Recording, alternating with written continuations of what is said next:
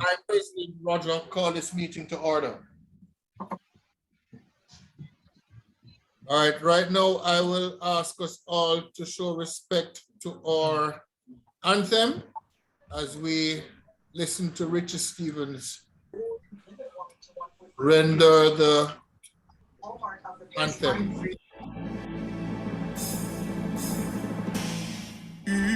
Eternal Father, bless our land, guard us with thy mighty hand, keep us free from evil powers, be our light through countless hours, to our leaders, great defender, grant true wisdom from above, justice, truth be ours forever, Jamaica land we love,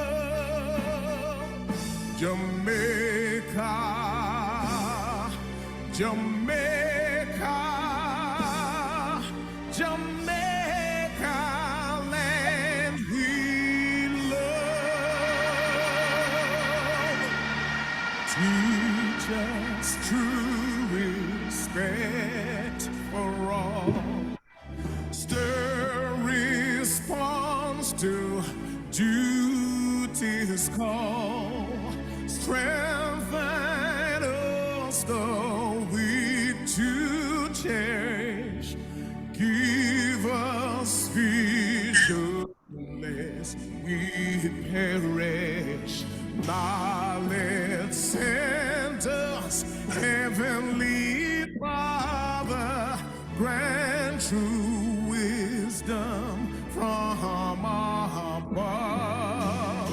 Justice, truth be us forever, Jamaica land we love, Jamaica, Jamaica,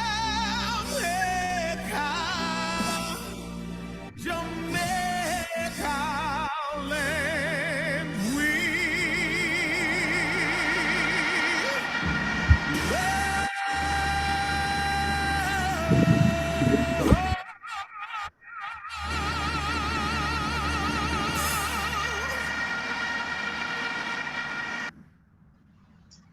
Thank you very much, Richard Stevens. At this time, I'll now ask DP Levon to invite the Lord into our presence via the invocation. DP Levon. Yes, President Roger. Yes, President Roger. Yes, go ahead. Yes, hearing you, DP. Okay. We are still in the season of Lent. Lent began on the Ash Wednesday, we say, and ends on Easter. Today we just reflect on the third utterance by Jesus from the cross. It is to be found in St. John chapter 19, verse 26. Woman, behold thy son. And it is believed that Jesus was speaking to John, his disciple, his apostle John, when he said to his mother, "It's a woman, behold your son." Another place where it is said that he said to his disciple that he should behold his mother. Jesus was a great caregiver, and sometimes when we are in pain, we don't know how to concentrate on anybody else but ourselves and our pain. But I have been with few persons when they were close to the end. And this was usually, they usually care for people, even at that time. they care for people. And it's one of the remarkable things that the Apostle John recorded in his book written by him, chapter 19, verse 36. Woman, behold your son. When throughout the book of John, John never refers to himself and directly. He speaks in the third person. And so, but Bible, because of how he speaks, Bible scholars are definitely of the view that it was to John that he was referring. He was asked, telling his mother that as of now, I am on my way, but look to John. Look to John.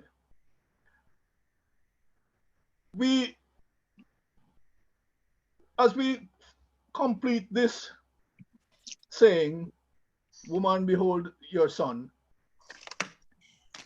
we also remember that we are to be caring. And yesterday we had a tremendous session. We had a church service, and the pastor commended the Kiwanis movement for what it stood for, to care. It is supposed to be a caring institution. And so today, as we are in this meeting, let us remember that that's what Kiwanis movement is all about. It's part of what Kiwanis movement is all about. Let us pray. Sovereign Lord, we thank you for today. And we thank you that we, as a club, not only the club of the Kiwanis Club of Downtown Kingston, but the Kiwanis movement, Kiwanis, the district, Kiwanis International. It's the symbol. That's what we are about. We care. We have the young children priority one, and we care for the up in age, as we did yesterday as a club. And even now, oh God, as we meet as the Kiwanis Club of Downtown Kingston at this time, we ask that your presence be with us in a special way today, and that we remain a caring institution. The Kiwanis movement remain a caring institution. So if we are caring, we should look out for where injustice takes place, and our voice should be heard where there is so. Where somebody needs care, we are supposed to care, as Jesus pointed to John that he should do at this time. So let us continue to be a caring institution. In your name's sake, we pray now, oh God. Amen. Amen. Thank you very much, DP Laban. And yes, indeed, yesterday was a fantastic church service with our up in age members. At this time, I will ask DP Afis. DP Burt is a little tied up right now. Can you assist with the objects, please, DP? Yes. Can you please bring it up for us, please? There it is. There it is. Thank you, sir. The objects of Kiwanis International. Let's read together. To give primacy to the human and spiritual rather than to the material values of life. To encourage the daily living of the golden rule in all human relationships. To promote the adoption and the application of higher social, business, and professional standards. Can you go to the next, please? To develop by precept and example a more intelligent, aggressive, and serviceable citizenship. To provide through Kiwanis Club a practical means to form enduring friendships, to render altruistic service, and to build better communities. To cooperate in creating and maintaining that sound public opinion, and high idealism which make possible the increase of righteousness, justice, patriotism, and goodwill. President Roger? Thank you very much, DP. And we roll right into the next segment with you as well. We're doing the welcome. Okay, welcome. But before you do that, we have our two prospects on right now. Okay. In Prospect Carlton Daly and Prospect Chartha Fernando. Welcome to our meeting. Welcome, prospects. We are happy to have you. We want you to continue to join us on every Monday afternoon to enjoy the vibes and learn more about Kiwanis International, a very noble organization that will help you to be a better person in giving back to your community and to Jamaica and to the world in general. So welcome to all visiting clubs. Welcome to our members of Downtown Kingston, and welcome to all the guests of Kiwanis. Welcome to our guest speaker today. So in the interest of time, we will be asking every club to please use the chat to indicate the name of their club, the number of persons in their delegation, near to the end of the meeting, or at the end of the meeting, we could have a fellowship of everyone together. Just for the interest of time, we are seeking your support to use the chat to kindly indicate persons in your delegation, name of your club. Welcome again. We are happy to have you in our meeting as usual. We did not take it for granted. We know that Monday afternoon is a prime time for everyone. So President Roger, over to you, sir. All right, thank you very much for that, DP. Yes, we have a very special welcome for our DP Andrew and DP and President Audrey, who will celebrate their wedding anniversary on the 26th of March. DP Andrew and Prez, congratulations to you both when that day comes, and may the Lord continue to preserve you and your union. Well done, both of you, well done. All right, we'll just go straight into our presentation. Ladies and gentlemen, I would like to invite your attention to this lovely young lady who is our guest speaker.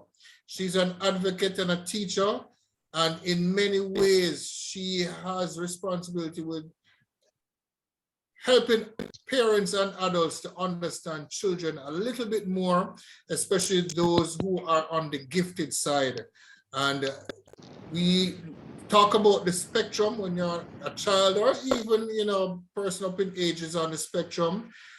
Kerrie Rampair is one who can assist in detecting and also to help to balance lifestyle at home and outside the home.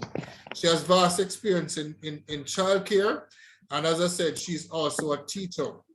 So without further ado, I will ask Mrs. Kerrie Rampair, who is also the wife of our very own PD Johan Rampair, to guide us along the path of understanding children on the spectrum a little bit more. Thank you, President Rooms. Thank you for having me, and it's always a pleasure to speak with people that are influential in their professional category. Let's start with autism is a medical diagnosis.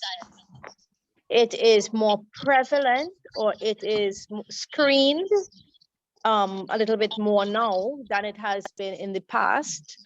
So autism is now getting more views, for lack of a better expression. I am a parent, I am a wife, a mother, a teacher, as President Room has said, and I use my platforms to assist with destigmatizing the area of autism. It's not it is not something that is easily accepted by most. When as you know, when you go to your pediatrician with your baby, you have no intention of ever hearing bad news. You always want a healthy, happy child. And sometimes, depending on where your child is on that spectrum, that news may be different, right?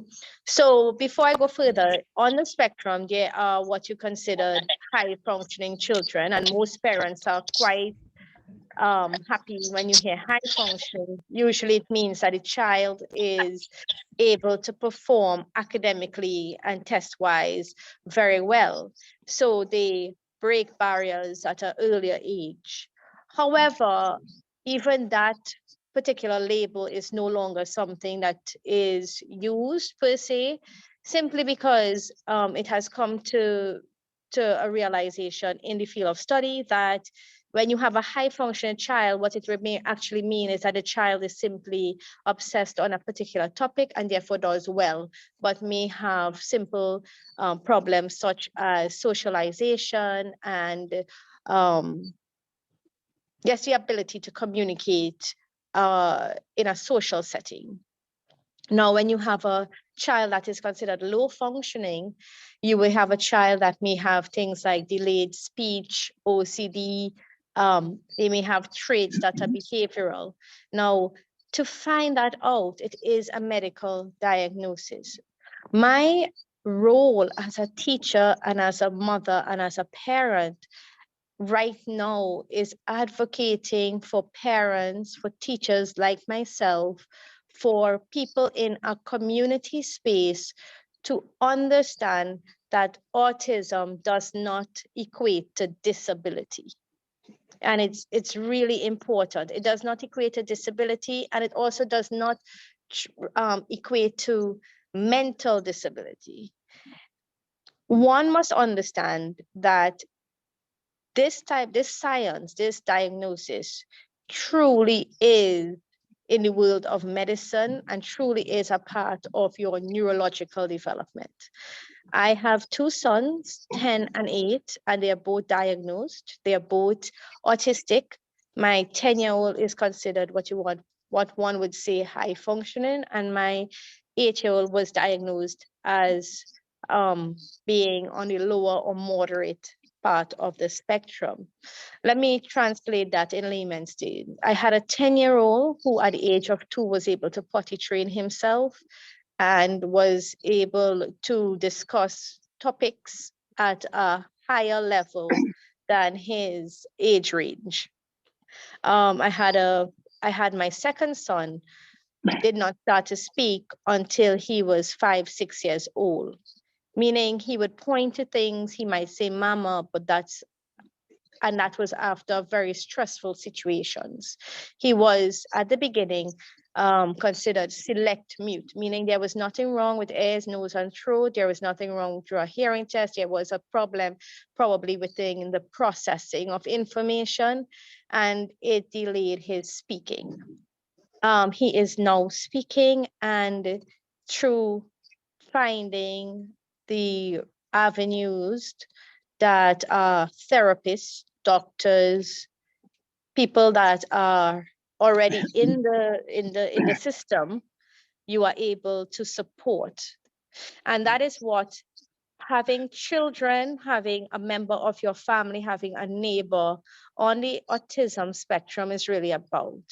It does not mean that you have to change how you respond, react, or behave, but it helps you to understand that this person may need a little bit more time, a little bit more of a support system around them, right?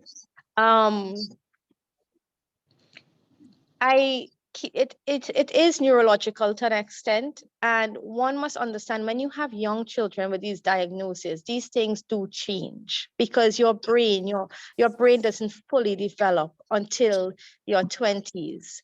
So if we are patient enough, if we are kind enough in how we help them to assimilate their world, their environment, right? The ecosystem that is considered their environment, then we can allow these children to find their own way form into how they choose to communicate.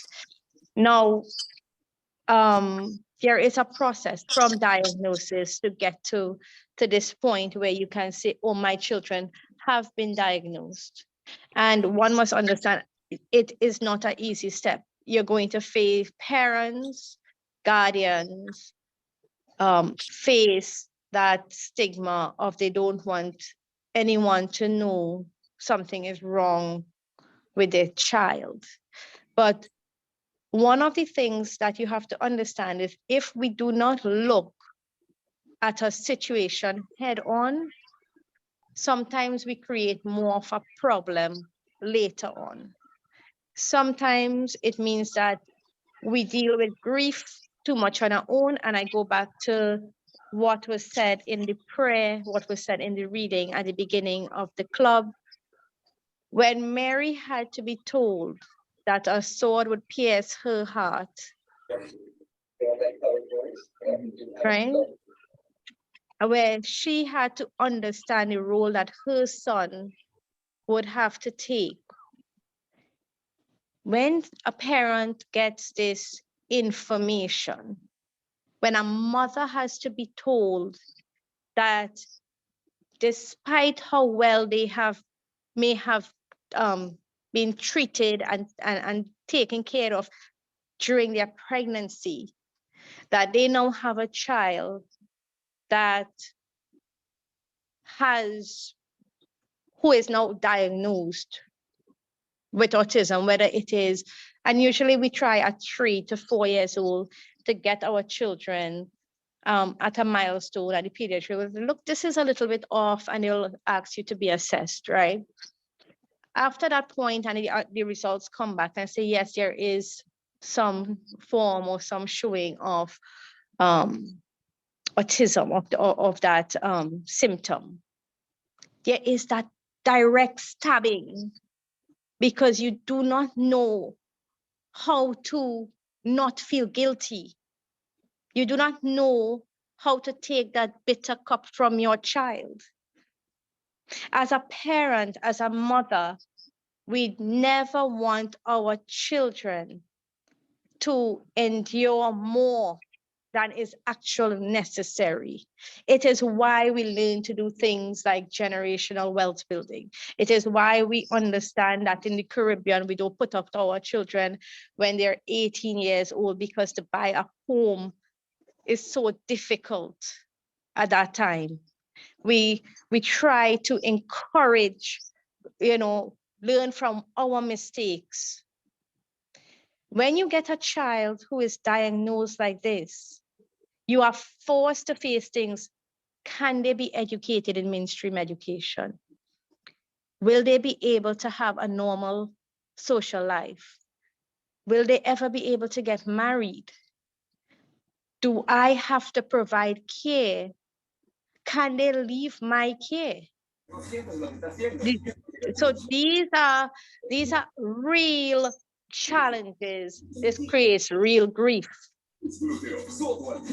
So Mary had to go through her journey with her child, understanding that that child had to go on a cross. When we don't even know what that end result is, it still creates that fear. It creates a deeper fight for us as mothers, as fathers of children. In a situation, in an environment, in a Caribbean setting where even that is that, do I tell my friends? How are my friends going to view me? Is it going to reflect on my biology? These are real concerns. These are real trials. But again, I'm encouraging people that if you must learn about autism and understand that it is a medical diagnosis, there are also ways that you help your child by giving them time, by giving them the support. Nobody stops you in an interview, and I say it all the time. Nobody stops you in an interview and asks you questions like, at what age were you potty trained? Nobody asks you at what age did you begin to speak? They asked you, what are your qualifications? Or regional journey is going. And what is your experience? Related So, systems are considered independent. so based on that, we must be patient. So I try to tell teachers what we need to have is goal attainment as opposed to age attainment. If we focus with our students on goal attainment, what you find is a child who is holistic, is able to adapt into any society, any environment, and be able to sustain themselves thereafter. These children can filter normally into society if they are given the right support at an earlier time.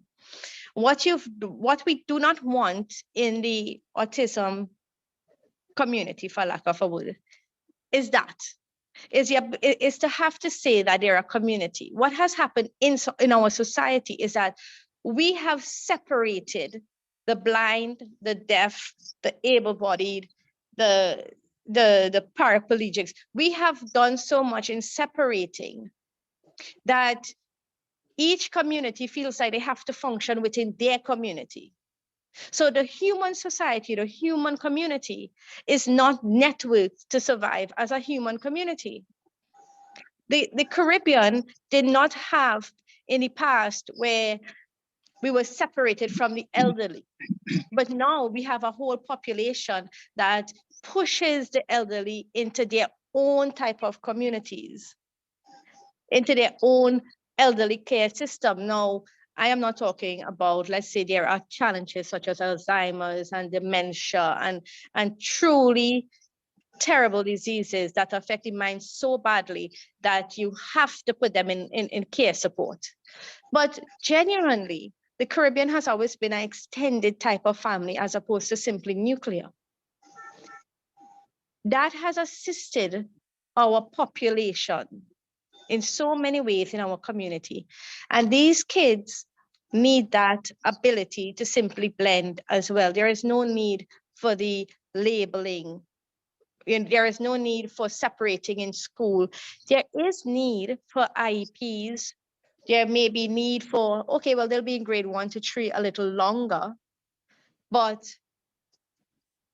I am not a believer that these kids cannot eventually find their place and be amongst some of our brightest and better citizens.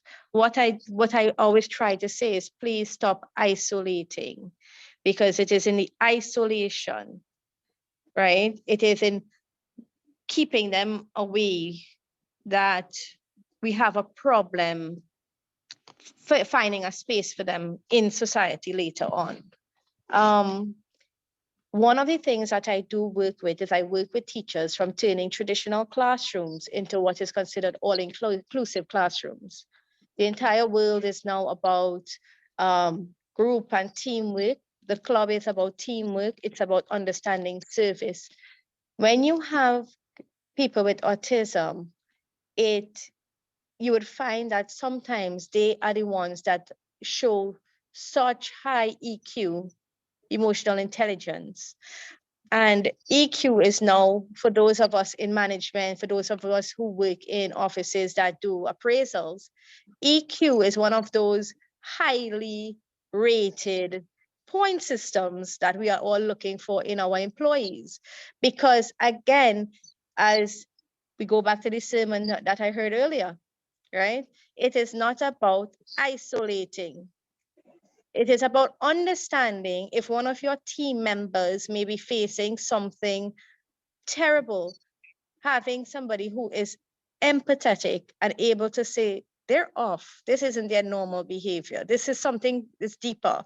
Let me find out, right? I have always found that children that are on the spectrum tend to be able to read a room far better than most, you know. at this point, I would ask for any questions towards me about autism, and I can take it from there. Thank you very much for that very, very, very good discussion, Kerrie. Any questions for Kerrie with respect to what she presented, or burning issues that you may like to raise with respect to the topic?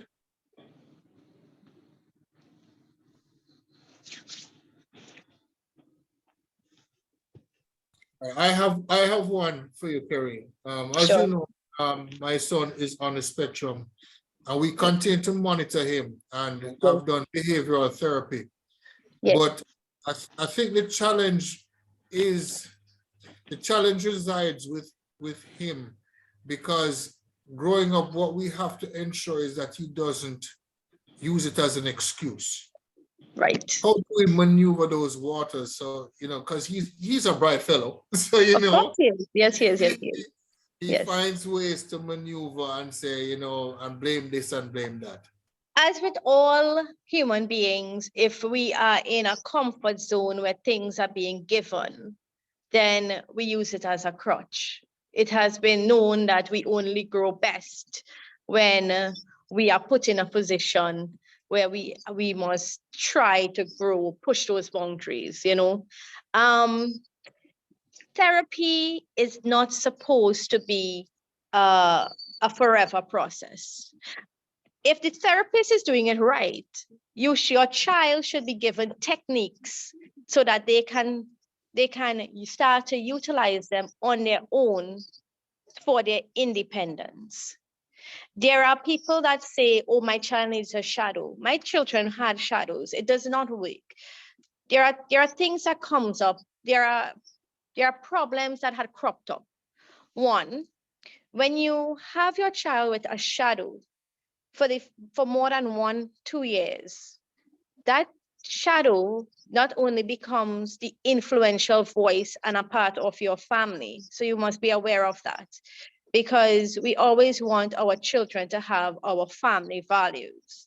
And if you believe in legacy and you believe in family values, then you would know also that sometimes when your child starts going to school, they start to imitate even the teacher that is teaching them, right? So if you have somebody that is helping them, then they will either pick up their bad habits, their good habits, all of their social nuances. So be aware that a shadow is that type of an influence. How long you want that influence into that child's early life must be thought about.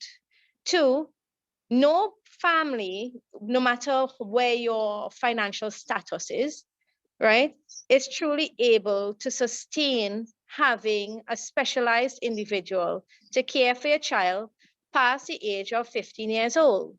When you are retired, did you consider having to put a caregiver for that child? Can that child then, so you need to have a limit set on what this person is supposed to bring to the table, what this person and when this person is supposed to end their tenure with your child. Autism, and people who have kids with autism would tell you, it is tiring, it is stressful, it is emotionally emptying.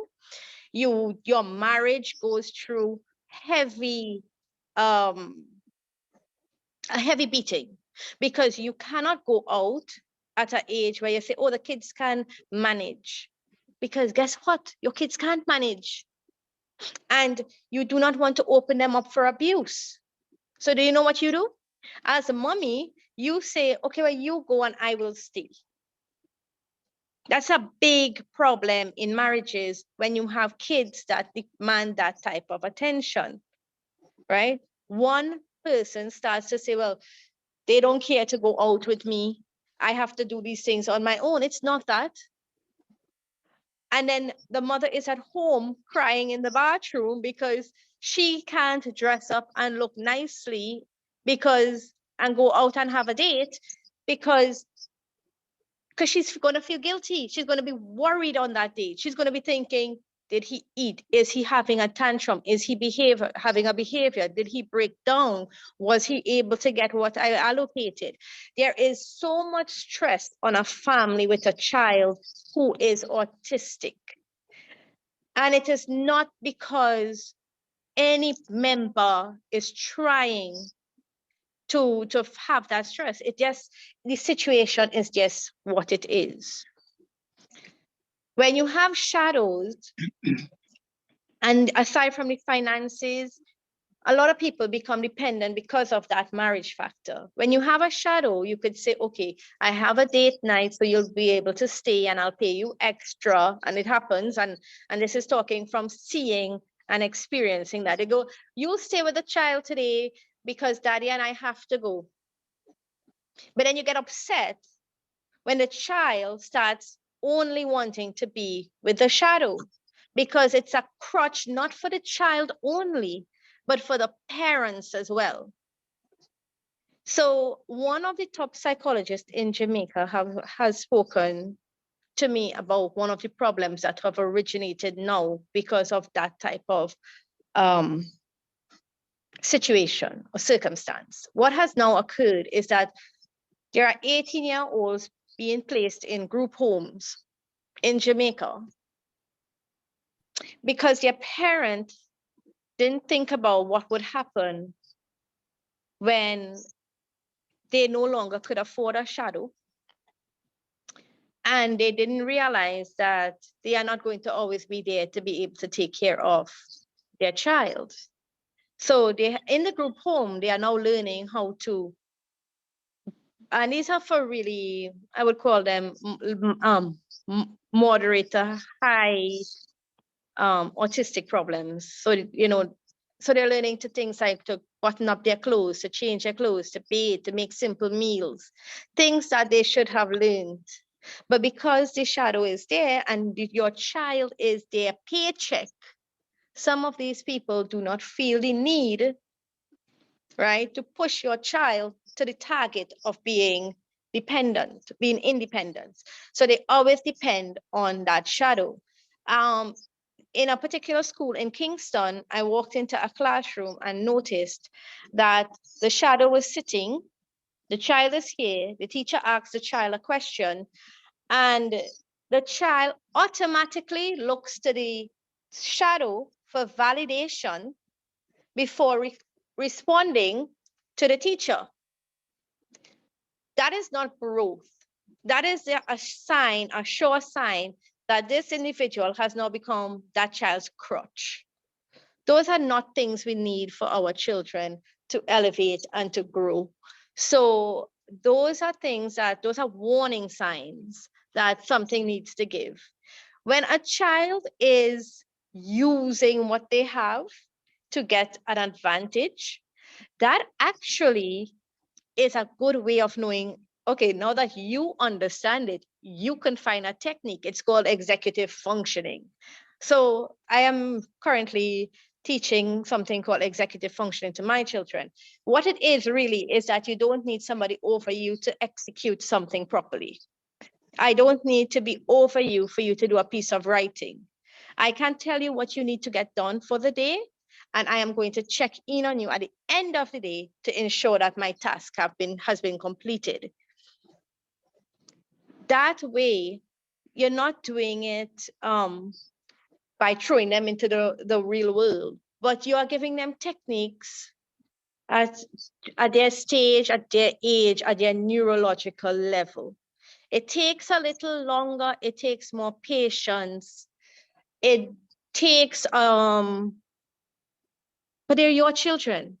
My question to every parent out there is that if you don't do it for your own, how can you expect the strangers to do it for you or for your child?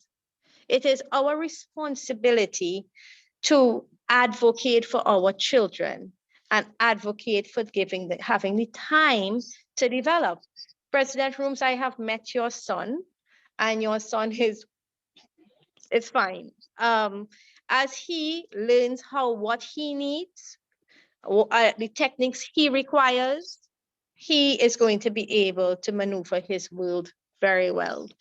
In the 80s and the 70s, people with ADD were often diagnosed very late. When you meet them in their 20s and 30s and you go, how come you are not an engineer? How come you're not a doctor? You seem to be getting things like that. Because in a traditional setting, they were not testing well. In a stressed out situation where they had to sit down for 8 hours and they just couldn't manage the teacher and the four walls, when the breeze blew and they were distracted. They learned when the school system or mainstream education at that time flunked them. When they got into skills training and they were able to moderate themselves, when they knew that by 11 o'clock they need a little cup of coffee to get through for the rest of the day. Technique. Those are just simple little techniques that people in the 70s and 80s used. And guess what? The minute they were able to moderate themselves, because they at that time would know what they needed, they shut out. They became the leading people in whatever profession they settled into because they got it in a whole different way. And you would get their passion. Their passion would be heard, it would be seen, their intellect viewed. What that says, though, is that, and we've said it many times in education, everybody learns differently. What we as parents, we as educators, influential mentors in this new society, for lack of a better, what we need to do is simply have the patience, the creativity, and the want to instill that type of thinking and allowance with patience so that all our children in how they think and how they learn would be given a fair chance, a right striking chance to reach their full potential. Roger, I hope that you have found faith in the techniques that that your son would have learned in his behavioral therapy sessions. But you know, we live in a world where I think our kids, once you give them the right technique, they will be fine. You know, there are a lot of therapists in and around Kingston. You know, one of the things that we face though is that not only the therapies tend to be quite expensive. So for those in insurance, in field, what I would ask is that we try to be realistic with what we have to offer our families and our health under healthcare, because the therapies must be for a certain time and these therapists have a particular price, and not all the time is it feasible and doable. I stopped my children. I actually went on and got certified, trained internationally along with my education degree so that I could better understand what my kids needed, because the dollar figure on what you have to pay to get the therapies within Jamaica is exponential, right? So if there's anybody in insurance and risk assessments and doing all the adjustments for the insurance companies, this is something that needs to be looked at under healthcare, especially when you have the young parents, because marriages collapse when we do not look at these situations carefully. If marriages collapse, family life collapses, we have more social issues developing, right? You might have even domestic abuse developing because of it. When you have a child that needs extra care, no matter whether it's disabled or autistic or ASD, families need family support, less criticism and more understanding. Young parents sometimes don't know how to go to their in-laws. They don't know how to seek their external assistance, so they prefer to hide. and shy away from the topic. They hide them in the room. Oh, where is the child? Oh, she's doing homework. She's not doing homework. She's probably under the bed biting her nails or something. And they're hiding the child from you. If you're a grandparent, find out, talk, please find out. Ask in a nice way, ask in a quiet way, ask in a way that does not mean that you're throwing a knife to cut them down because they're already struggling. So I'm putting that out there. When you're talking, ask about the kids. I don't know if President Rooms had ever spoken to any of his fellow men in downtown club about what it took to probably have to accept that his child needed that type of therapy. And I can promise you, it would have been something he would have needed to offload from his chest. And there are many things that men need to talk about and be able to speak about. You know, the men are more marginalized now in society than ever before. I have 2 sons, I can tell you. And but these things that affect family affect men quite differently as well. So it needs to be a conversation. It needs to be part of our daily check-ins. How are your children? Are you coping? You understand? You need a bear? You want me to come by the house? Please check in on each other. When you have children and they are growing, they need to see that socialization as well. And when you have a child that is on the spectrum, it is easier to isolate because of fear and because of not knowing if they can invite people. It's isolating. So please bring that into your discussions when you all are checking in with each other. Bring that in as part of your service as Kiwanis international grouping, because internationally it is making waves, there is progress. These are not things that the kids could, some kids do become neurotypical, which means that they went through their neurological closing of the brain in their 20s have allowed them to be able to properly adjust. So there is no show, no sign, nothing that can tell. But then there are the kids that do consistently have atypical type of neurological behavior.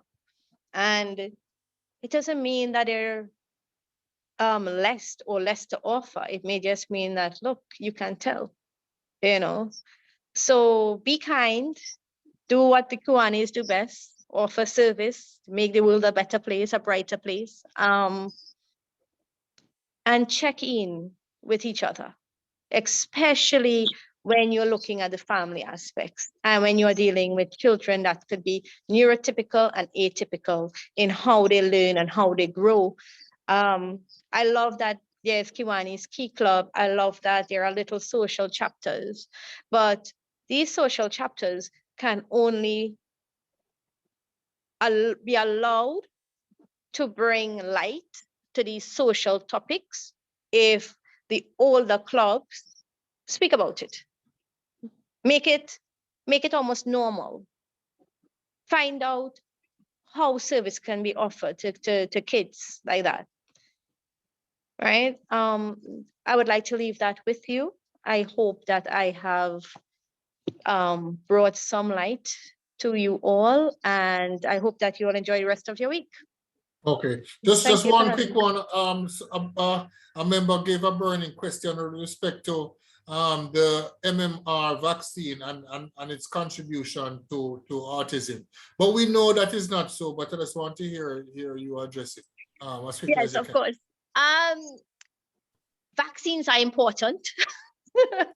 Let us not negate science. In terms of faith and the church, I'm Roman Catholic. Let me make it very clear, the church has always had a good relationship with with science. Vaccines for our children are important. You do not want your children to get German measles, mumps, and rubella, and have their immune systems fight that.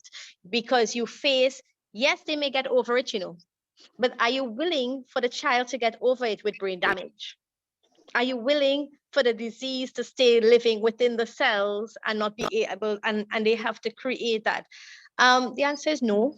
It's easier to just get the vaccine, get the 1 day of fever so that you know that the vaccine is working. You give them a little Panadol and you manage them just fine. I will not say I agree with vaccinations. So I am sorry if you were looking for me to vaccinations have no show for this type of neurological processing.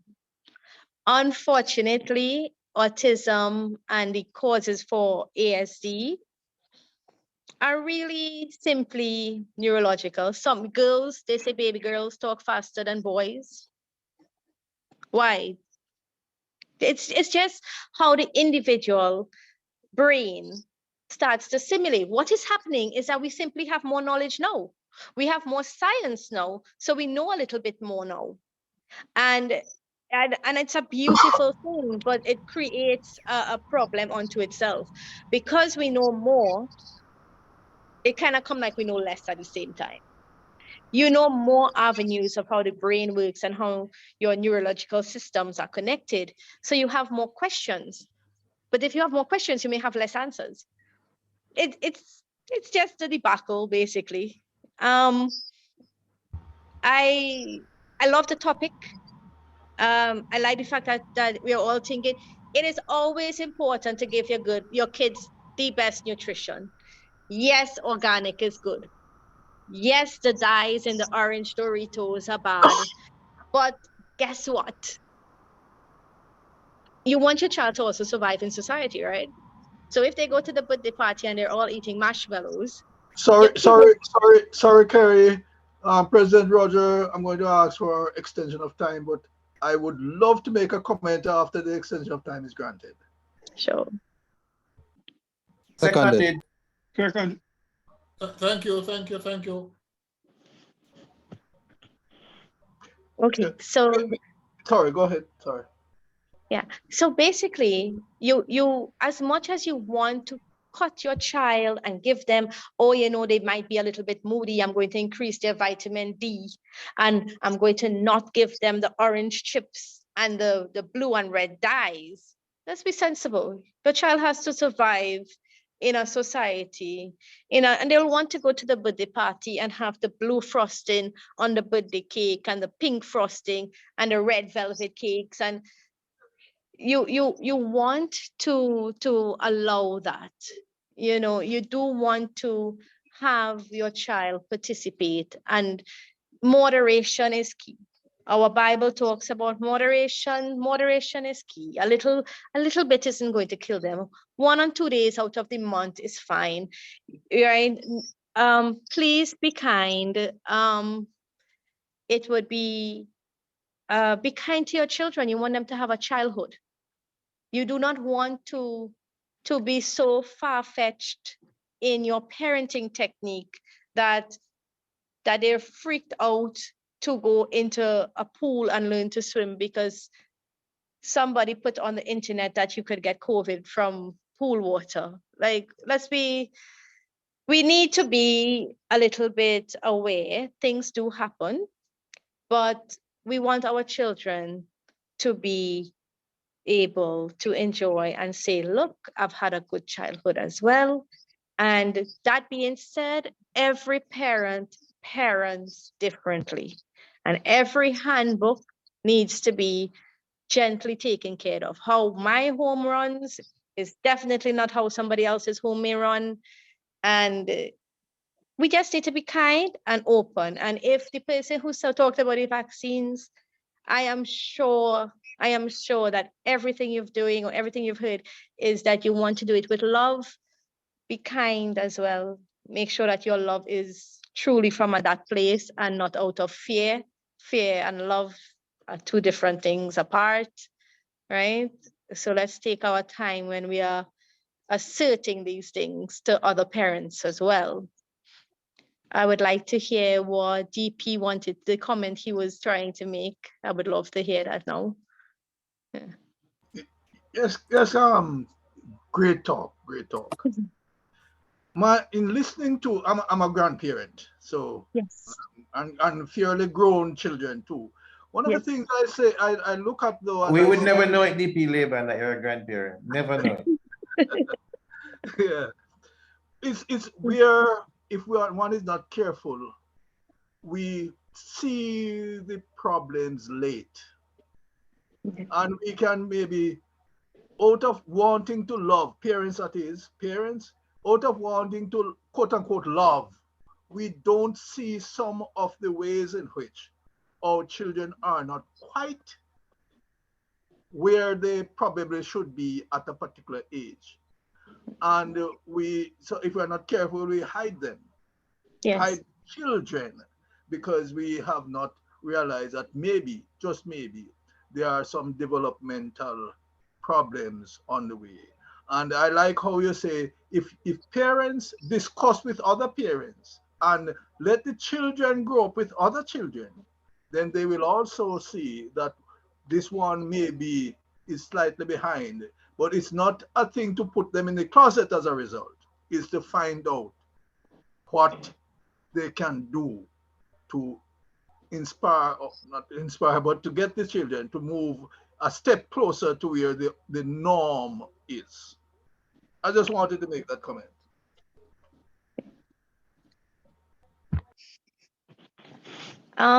I agree. I totally agree. Sometimes these things are harder to find, and you find it sometimes when they're in school and they do their first testing or their first assessment. Sometimes that's where it first shows up. Or it is watching a group of 5-year-olds that are running and jumping, and your particular child simply can't put 2 feet off to jump on the hopscotch box, you know? And what it is, though, it's not to get scared. It is the fear that makes us respond poorly, truthfully. It is watching it, looking at it, and accepting, hey, we need to work on that. It's something, and I always prefer to use that term. Let's work on it. It's human beings have the potential, the greatest potential to evolve. If we do, we can evolve. We have willpower, we have faith, we have science. We cannot box in our abilities. And sometimes we box in our children without knowing we're boxing them in. When it is highlighted, though, however it may come, and it is finally highlighted, we need to gather behind that child and nurture the child. It is that makes progress occur. Maybe as they age, they can take a little bit of critical thinking, and you can pull them as an elderly person and say, listen, while this is okay, you have to understand that nobody else behaves this way at that age. That comes with age and stage, though. When you're dealing with a young child, understand the best way forward is that nurturing allowance, because they are also looking and mimicking. And when they realize that they can't meet that quota, children between the ages of 0 to 10 very rarely ever want to oppose. If they're in the right environment, what they want to do is please, to be shunned. They want to be admired. So they try their very best. So if in that early stage, at early part of life, you have a child that simply isn't making a marker, your criticism of being harsh, right, or coming across as harsh and saying, listen, you need to do, may not assist that. That is where the problem is. Your voice as an adult voice with an adult part of wisdom may not fit in at that point. At that point, they need to be nurtured in a caring way to say, listen, this, you're not doing this just yet. Let's keep practicing it. Don't practice it to get frustrated. Let me take you. And it takes a village. Let us be very clear. It takes a village. Now, who you put in the village is also important. Agreed.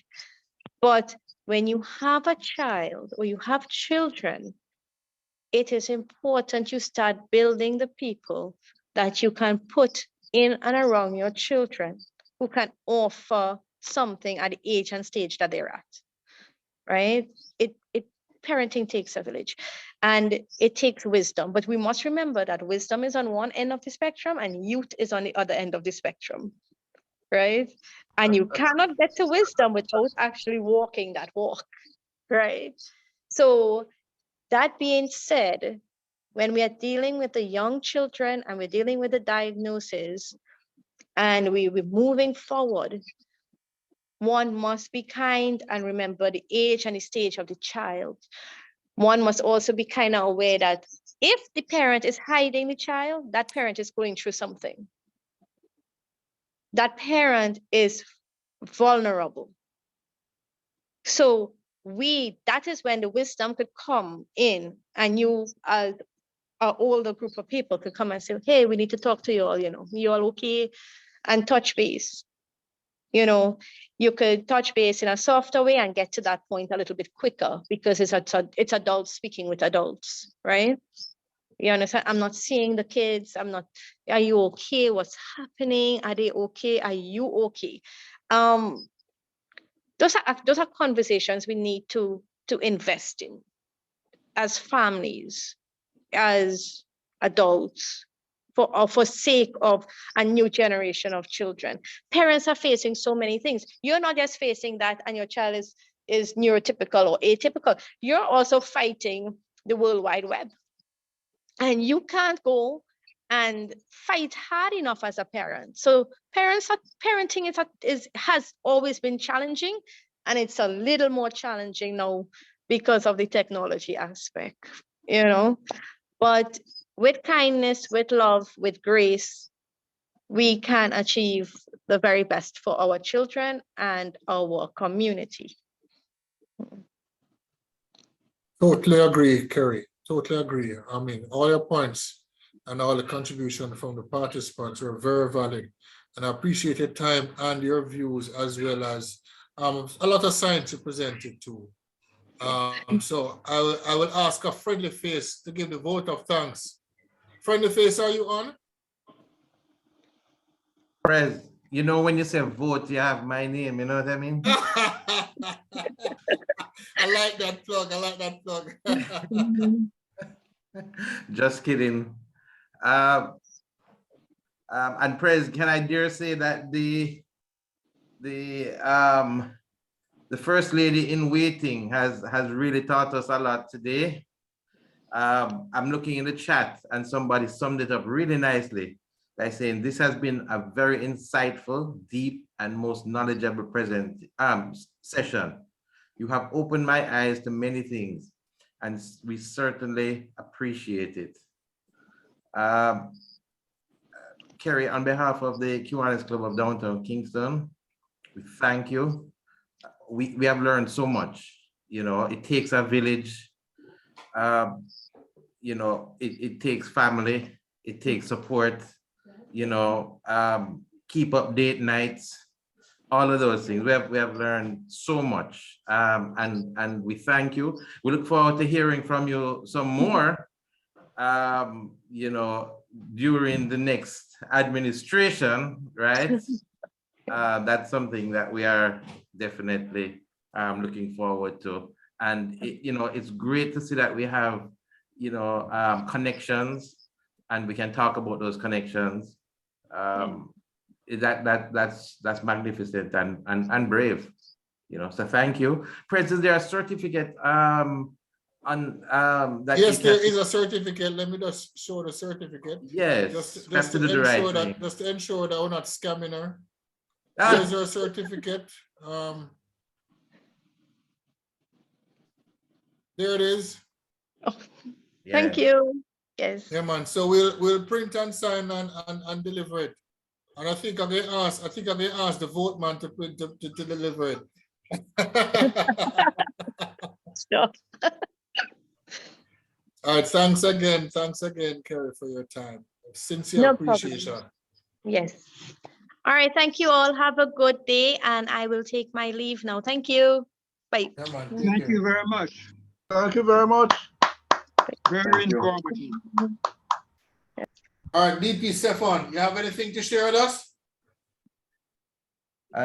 Yes, Prez. Well, I was wondering if I could have just a few minutes to Yes, sir. to talk about some of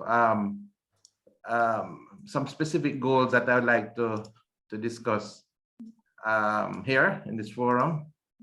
So the way my goals have been arranged, it follows Kiwanis' I plan, but I just want to speak for a minute about two of those goals. The first one is image, and magically it has disappeared completely. But essentially, under the image theme, one of the things I wanted to highlight was the possibility of the Kiwanis Division 23 East website. And this website, obviously would have all the trappings of our Kiwanis image, the logo, our branding, and so on. But more importantly than that, it could be used as a tool where we coordinate our shared calendar. So all the events of the division could be in this shared space, and in it, we would be able to add our calendar. I think that is one of the key things that would be part of it. The other part, relates to a business director for Kiwanis. We had a meeting the other day, and interestingly, somebody asked, who are the contractors in Kiwanis? And the answers came from all over the place. We really ought to have that listing in a central repository, that if you need services, not just contractors, but all different professions, that we have that listing that, hey, I need event planning, I need marketing, you know where to go. And these are Kiwanians, these are people you already interact with, their spirit, what they're bringing to the table, so I think that for me would be a really helpful bit of tool that we would have to use. Now, the other one real quickly that I want to talk about under investment, there are two. One is something that, it will take time, and it's developing a Kiwanis subscription service. And what I mean by that is we spend a lot of time these days.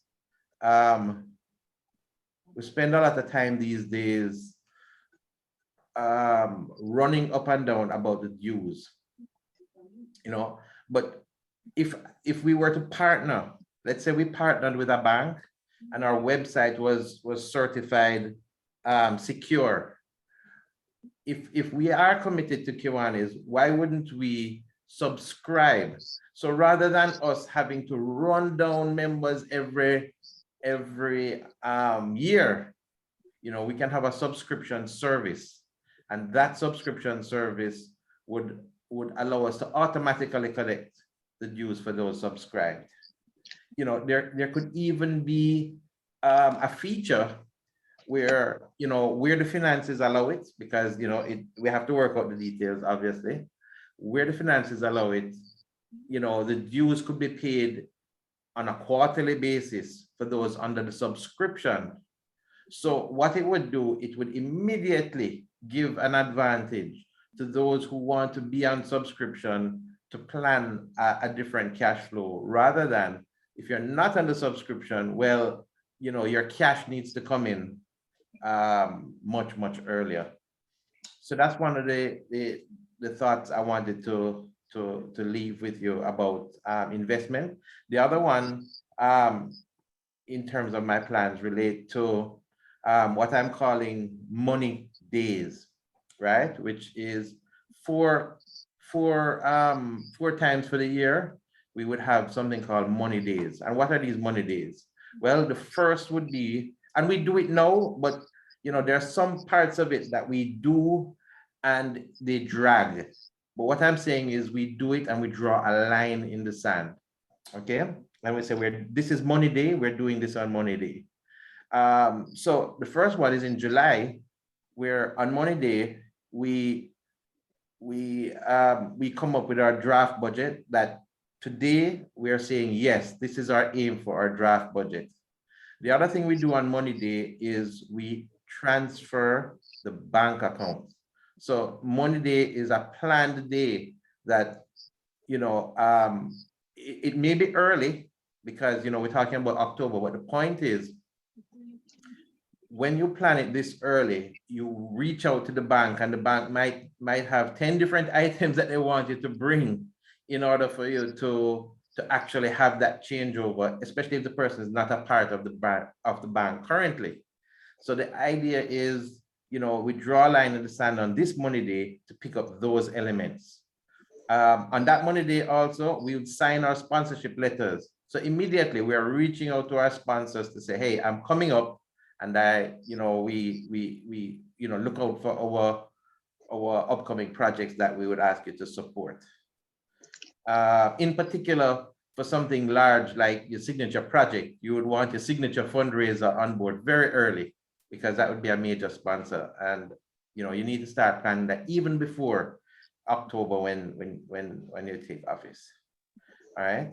The October money day, you know, obviously we're talking about dues. We collect the dues, and in particular, what I'm saying, the October money days is that money day is we are collecting the dues in particular from the board, and that's a big statement. So you're saying immediately, my board is fully paid up, right?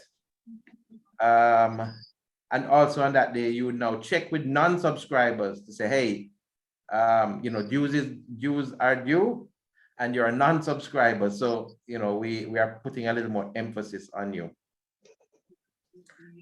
So the other one now is a little more controversial, which is our January money day. In our January money day, we are writing down those members who have not yet fulfilled their commitments, and we are engaging with them. A lot of times clubs put off the issue of dues collection because of certain, you know, whatever the reasons. Some of it might be, you know, they feel it's a senior member, whatever. But I'm saying on a blind point of view, January money day, let's just close our eyes, get the list, and start calling all these folks, and possibly write them and say, hey, you know, you are now outstanding or not in good standing. And so that goes over to the April money day, where, you know, now you're finalizing that list for elections, and you're advising members that, you know, with elections coming up, you know, only persons in good standing will be a part of that process. By April, you should also be thanking sponsors, and you should be finalizing your accounts with your fundraisers. So Prez, these are just snippets of some of the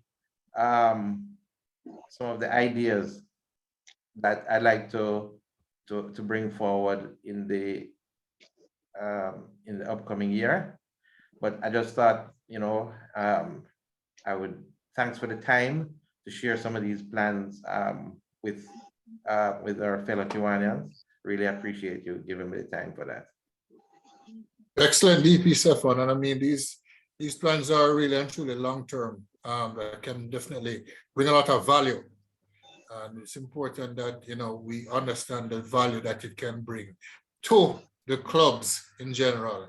And, you know, help with our, especially with our collection and being more informed, because even right in here, we had a member asking about importing clothes, and to have that depository to get all the information will definitely help a lot of other members who want to do projects but just don't have the ready information. So thanks very much, DP Stefan, for your time. Truly appreciate it. Thanks, Brett. Yeah, man. All right, so at this time, I will go to Kiwanis at work. Yesterday, we fetted our members, our elderly members, sorry, our up in age members, as it was termed, at the Barbican Baptist Church. We had some 20 members, was it? We had DB Bird. I think it was about 20 members that were present. More than that. And we had our choir. P.E. Demaria, DP Burton, DP Laban singing lustily. We also had our very own Chairman Emeritus Norman, who was there to you know, receive the blessing of the Lord and to, you know, for the club to allow him to be there. And we also had our Reverend Morgan on hand too. And it was really warming to see him being able to being a part of the entire service. So thank DP Burton, Human and Spiritual Team Committee, for this fine event that we had yesterday that allowed us all to be together as club members and in the presence of the Lord and giving blessings. Reverend Trevor Edwards was truly happy to have us there and to share in the moment with us as Kiwanians, as Christians, and as brothers together. And in that, the center of the picture is the dear Dorothy Rooms, the dear and lovely wife of DP Laban, that was on hand as well. I believe DP Bird's wife was also there too, sharing in the moment. So that was Kiwanians at work. President, if I may. Yes, DLGE. As one of those up in age members, I would just like to say to all of us who qualify and were at that meeting yesterday that it was very, very rewarding. And it is good to know that our club are making special effort to recognize those of us who have been around for a while and have contributed to the development of our club. So thank you very much, and in particular, DP Burt. Thank you. Yes, indeed, DLGE, DLGE. And as DLG Lloyd said earlier on, that it was more than 20 members, but there were some 8, I think, family members. In addition, there were other family members. So we recognize the family members also. So it was it was really a good turnout.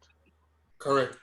So in that top right hand, you see our charter president, Oliver Jones, charter member PVP Alvin in the picture. They were also present. President. Yes, DP Adza. Welcome. If you were classified as up in age, I should have been there as well. I was wondering if they couldn't find a wheelchair. Remember, all the members join in the nose, Adza, so. Yes. Okay. So he's not up in age as yet. No. Okay. It was a mingling and celebrate of the up in age. But you need persons to lead the up in age persons. Okay, understand. And yes. I'm a service provider. All right. Well done. DLGE. Kermit. Yes, sir. That's me. That's you, present. Present is correct. I'm here. Kiwanis education.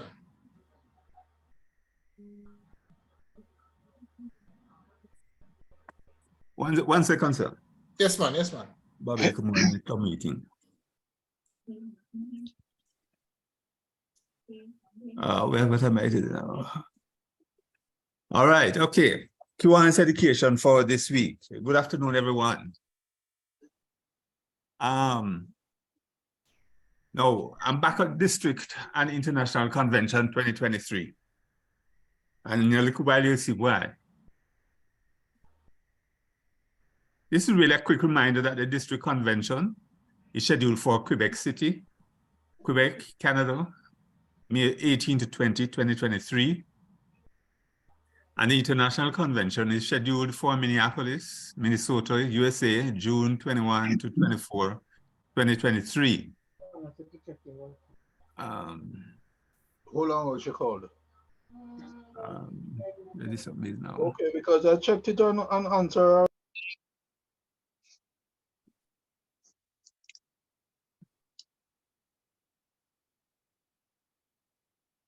Everything is. What DLG?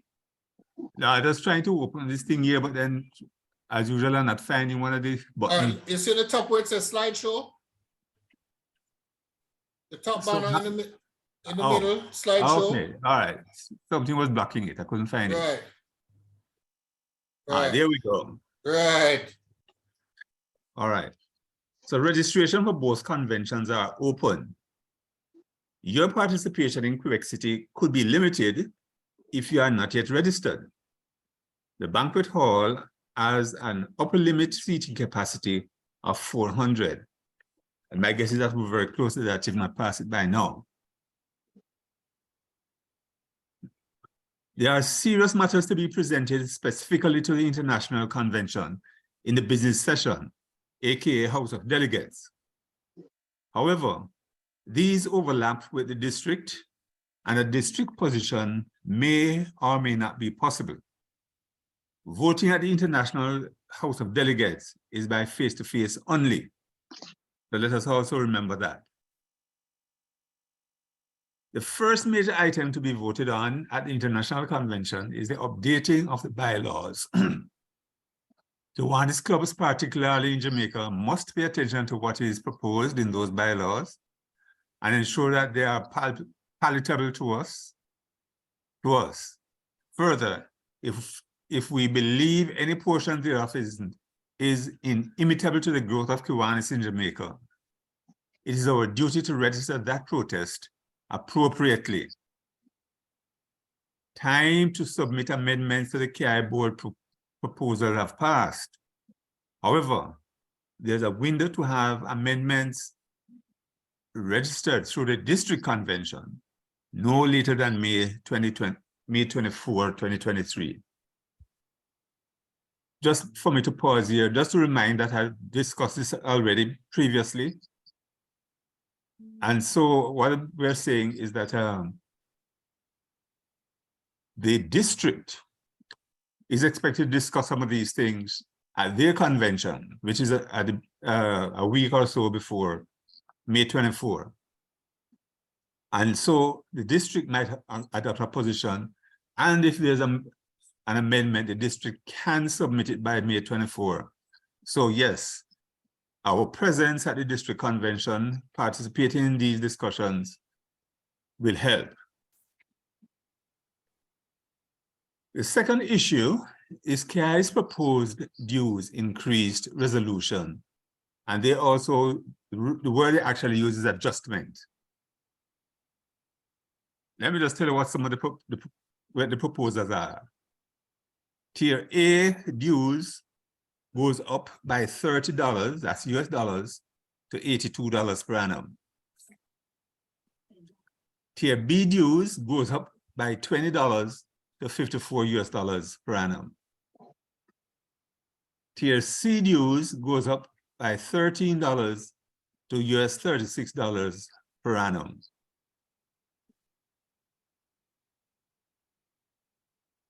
I hope everybody has gotten that.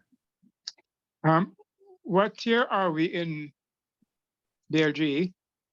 We are in tier C, but I mean, based on how things are going, I think we could move to B in short order.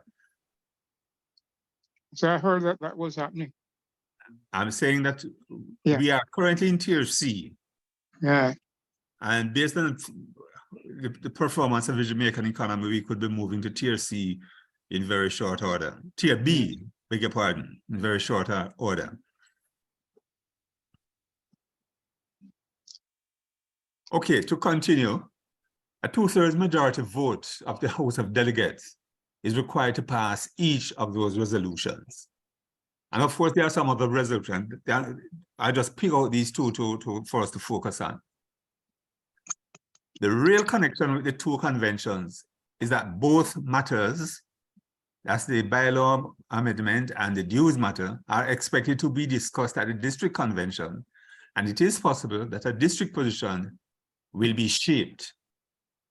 Kiwanis clubs can assist to shape the district's position by your presence and the participation in Quebec City, May 18 to 20, 2023. I am sure all of us present are conscious of how critical dues are to the success or otherwise of Kiwanis in Jamaica. Show up, participate in the discussions, demand discussion in your locale if none is going on where you are. Make your voices heard where it matters. Essential, Mr. President, that's my charge to everybody online, every Kiwanis online this evening. And that's Kiwanis education for this week. Thank you. Thank you very much, DLGE. So it's absolutely imperative that we register and get to the convention so that we can make our mark, because we can be adversely affected. Well, a quick question, DLG. Has some rationale for this increase been presented, a budget to see what is driving this? There's some discussion papers. I don't know who has seen it or who have not seen it. But I can share what I get. I'll make what I have available to the club. And our guests, if you have not come across it and you so require, I could share what I have.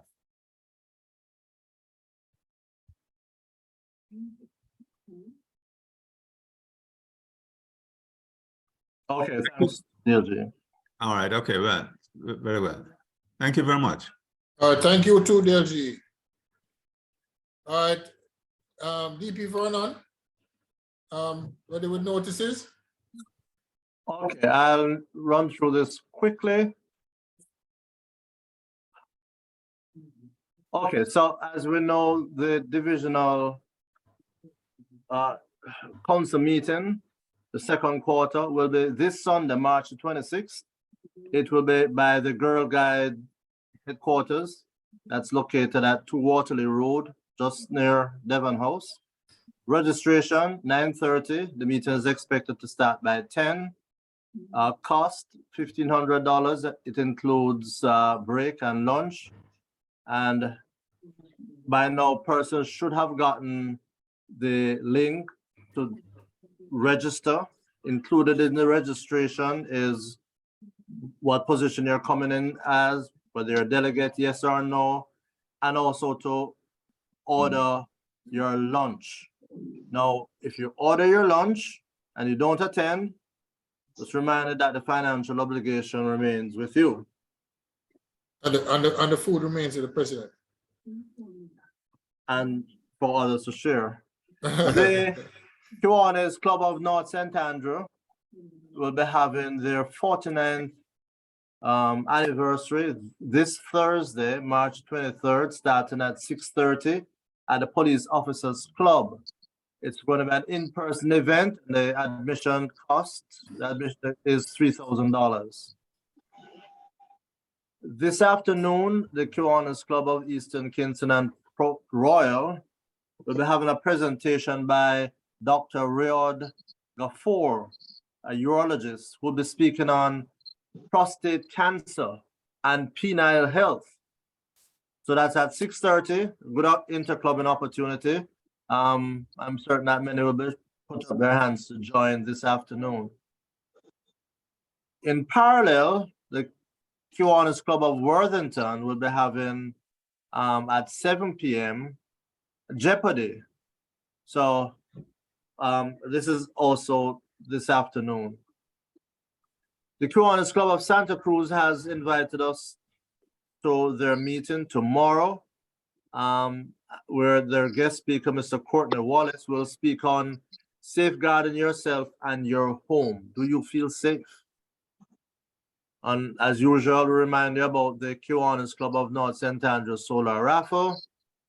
And last week we presented the Divisional 23 East raffle tickets for tickets to go on to Canada, to go to the Quebec City via Caribbean Airlines. So you can reach out for your tickets. The closing date is April 20th and the draw date is the 27th of April. The Kiwanis Club of 23 East Professional St. Andrew Online. Yes, the deadline for orders was March 17th. I don't know if we still have an opportunity to put in an order, but the serving will be on, this is Thursday, right? March the 24th. With that, President, that was our announcement that I have. All right, thank you very much, DP Vernon, for the notices. Okay, we'll just run right in because we're really pressed for time. Smile a while. What did the left eye say to the right eye? President Roger? Yes, yes, yes. I'm sorry to interrupt, but when you're finished, if you could allow me 1 minute just to make a point about Builders Club Week, I'd appreciate it. I will do. No, not a problem, DP Vernon. All right, so what did the left eye say to the right eye? So between you and me, something smells.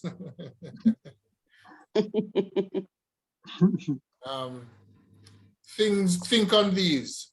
Work hard in silence. Less success make the noise. True. All right, DP Velmore, I'll give you the time now before I terminate. Go ahead. Thank you, President Roger. I would just like to, as everyone on the line may be aware, this week is Builders Club Week, running from March 20th to 24th. To launch the week, we had a tremendous church service yesterday at the Kingston College Chapel, and that went very well. Our speaker was Dr. Andre McDonald, who is very good with the children. We had the turnout of the children was a little less than we had expected. We had 47 children and around 40 adults, but nevertheless, we also had persons online. Nevertheless, we really had a good time. And I just wanted to note for your club, just to thank you for your support, and in particular, the presence of DLG Lloyd Distant Jr. I am sure he was there in his own right, but I'm almost sure that he also represented his dad, DLGE Lloyd Sr., who you should know by now was the person who brought Builders Club to Jamaica, and we honor him for that significant contribution to the movement in Jamaica. As well, we would normally have our rally at the end of this week, but that has been postponed to about May, and you'll be hearing more about that. Pretty much because this week is PEP week, with the 22nd and the 23rd actually being PEP examination days.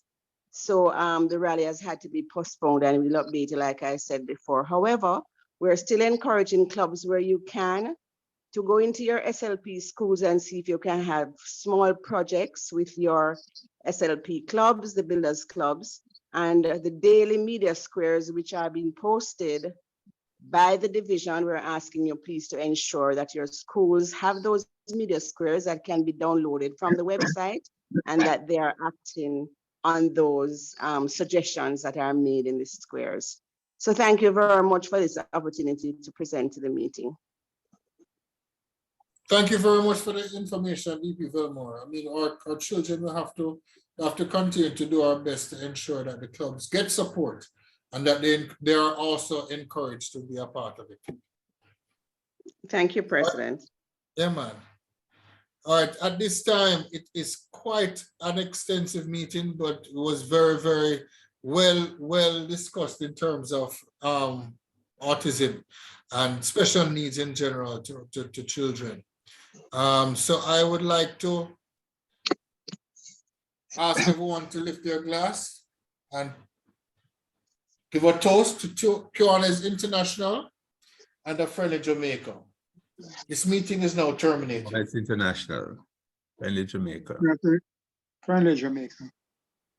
Thank you very much all. It was a very, very good meeting. Very, very good meeting. Very good.